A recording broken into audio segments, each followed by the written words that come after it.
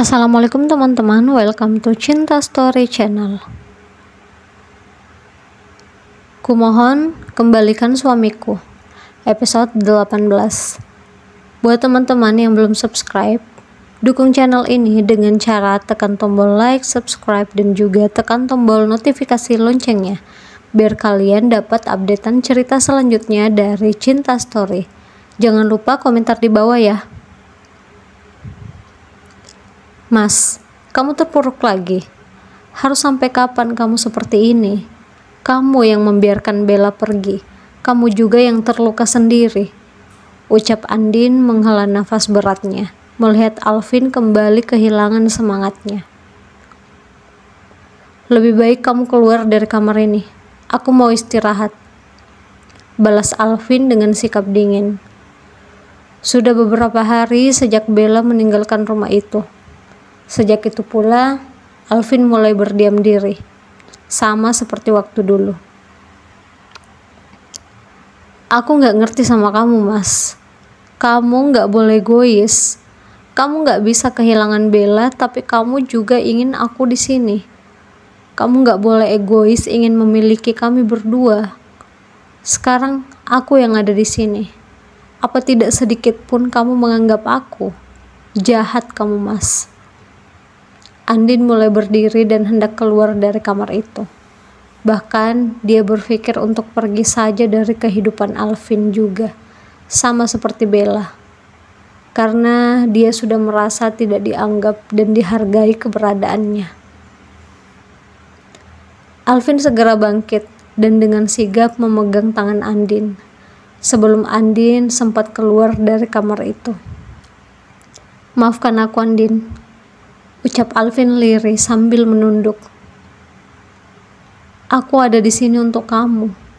Setidaknya hargai keberadaan aku, Mas. Kalau kamu menginginkan Bella, aku bisa pergi dari rumah ini sekarang juga. Aku juga sudah mulai lelah, Mas. Aku kasihan dengan bayi dalam perutku ini. Alvin terlihat beberapa kali mengatur nafasnya. Dia pun mulai merasa bersalah pada Andin, karena walau bagaimanapun, Andin juga masih istrinya. Maafkan aku, Andin, ucap Alvin lagi. Tiba-tiba bel rumah tersebut berbunyi, hingga perseteruan mereka akhirnya berhenti. Andin pun ingin berusaha untuk memaafkan dan melupakan semuanya. Aku ke bawah dulu lihat siapa yang datang. Ucap Andin berlalu keluar dari kamar tersebut untuk membuka pintu. Tiba-tiba saja Alvin teringat kembali pada Bella. Entah kenapa dia berharap bahwa orang yang memencet bel pintu tersebut adalah Bella. Dia pun bergegas menyusul Andin untuk memastikan. Dengan semangat dan perasaan senang, dia berjalan mendekati Andin yang sudah membuka pintu itu. Namun akhirnya dia kecewa karena Bella tak ada di sana. Siapa yang datang? Tanya Alvin karena tak melihat siapapun di sana. Seseorang membawa ini, Mas. Ini untuk kamu, katanya. Andin memberikan sebuah amplop pada Alvin. Alvin mulai membuka amplop tersebut dengan penasaran. Di dalamnya ada sebuah kertas putih. Perlahan Alvin membentangkannya. Seketika tangannya sedikit bergetar. Bella, aku gak menyangka kamu benar-benar ingin berpisah dari aku. Ucap Alvin lirih setelah membaca kertas tersebut yang merupakan sebuah gugatan cerai dari Bella. Talak kamu juga sudah jatuh saat Bella pergi. Kamu gak lupa kan, Mas? Masih ada aku. Aku akan selalu ada di sini untuk kamu. Kita mulai kehidupan kita dari awal lagi ya. Ucap Andin menyentuh pundak Alvin. Alvin yang benar-benar merasa kecewa dan terluka, akhirnya mengangguk. Dia setuju untuk berpisah dari Bella.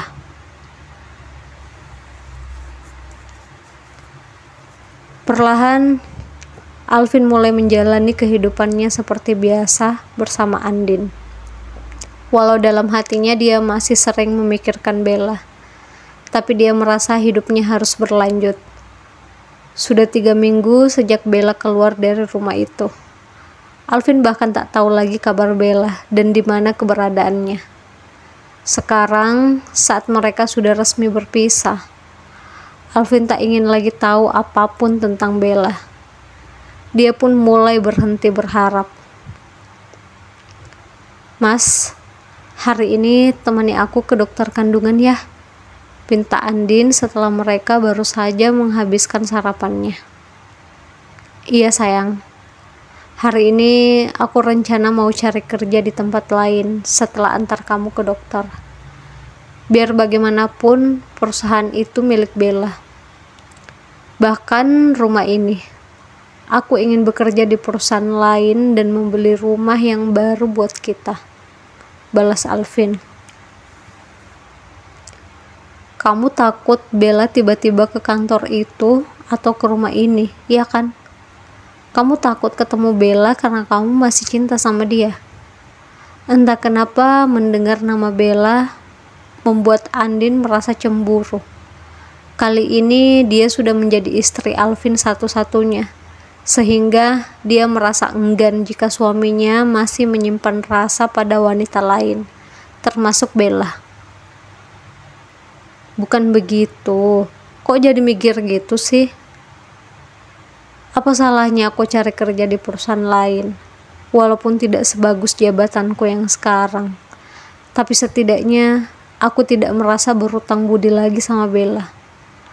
Aku baru saja berpisah dari dia. Tidak mungkin aku melupakan dia dalam sekejap. Itu sebabnya aku lebih baik menjauh dari semua hal yang berhubungan dengan Bella. Kamu ngerti kan? Kamu mau kan bantu aku melupakan semua tentang Bella?" Andin terdiam dan hanya bisa mengangguk.